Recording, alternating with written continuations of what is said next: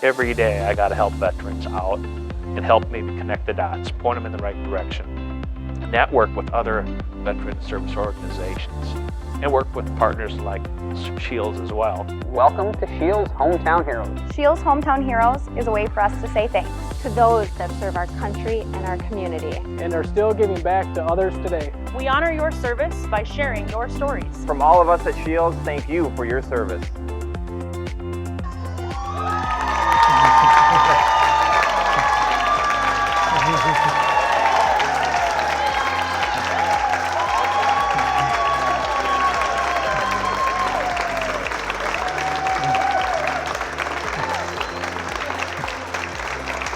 Congratulations, Paul. Thanks, man. You bet.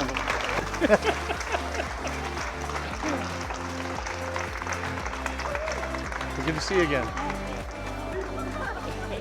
Mr. Paul Weckman, as a former employee of Scheels, most of us know your dedication and commitment to hard work. Well, you were nominated and selected as a Scheels Hometown Hero because your dedication, commitment to America's women, servicemen, and veterans, and all that you've done for them throughout your years, careers, and all your volunteer work. So thank you. We got a small award here for you and a little plaque. So I want to congratulate you and thank you. Thank you, sir. Good job, buddy. We all remember the motto, one team, one fight, right? I grew up in Mankato, Minnesota, 2.5 hours to the east of here, and lived there until I graduated from college. And from that point on, that's when I joined the Navy and served for 26 years on active duty. Moved, me personally, about 17 times during those 26 years. And then, of course, my family came along a little bit later, and they moved with me wherever I went. A military spouse. I think it was hard on our kids. When you are in the military, sometimes you are called a geo-bachelor, where if you have kids and maybe you're only going to be in a spot for 2 years or 3 years, your family may stay home, you know, where you're from or whatever. We chose as a family, it was always important to be together and travel. So we did 12, 13, maybe 14 moves. I can't remember off the top of my head. And we always did move as a family. I think it was harder on our boys. Growing up, we moved every 2 to 3 years, so obviously he was doing a good enough job for him to get promotions, raise in rank.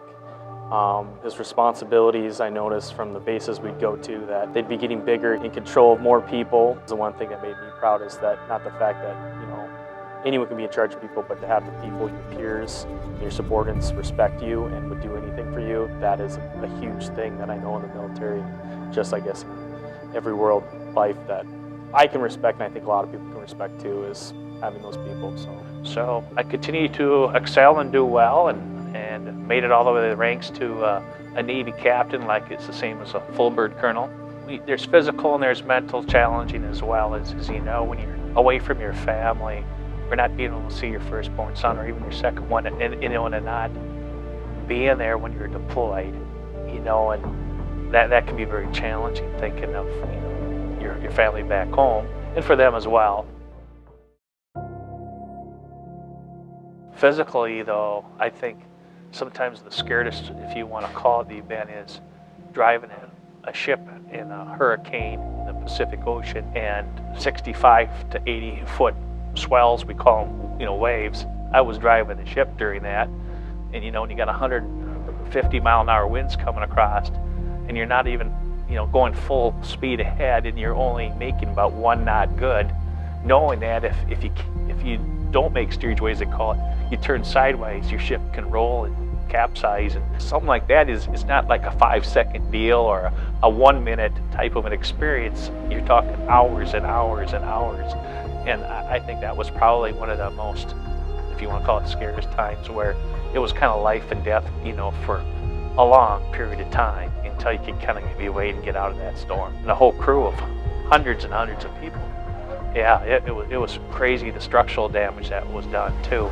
When you get those sustained winds, it's kind of like driving through a tornado for hours, not just minutes or seconds. He is a good servant, and I think it's his faith is very grounded, and that's a lot of it. With all the moves, to have that, because we always were grounded because of him. Besides, I guess, caring for her family, he's always had the drive to help vets. So that's even before his job at Sanford that he currently has, where he helps veterans who worked there and figure it out. Before that, I mean, he would take people out, you know, who to go hunting or fishing or help people like that. Before he was part of any organization or whatever, he would just offer to help. I don't think Paul's not happy unless he is helping somebody. It's not the type who's just going to sit home. He's going to do what he can to help things, and whether it's Wounded Warriors or, like you said, Folds of Honor, Wings of Valor. It's part of those different outdoor groups that use the outdoors for therapeutic for a lot of the veterans. So, and so that's one thing great about this. I don't really call it a job, it's more of a calling, where every day I got to help veterans out and help maybe connect the dots, point them in the right direction. Unfortunately, you know, we have over 20 veterans a day kill themselves through suicide. And so if we can do a better job of identifying those veterans that maybe need help, provide them the best care, and maybe we can save a few lives in doing that as well. So that's another bucket that I got to fill is how we can better take care of our veterans when they're coming to Sanford Health for work.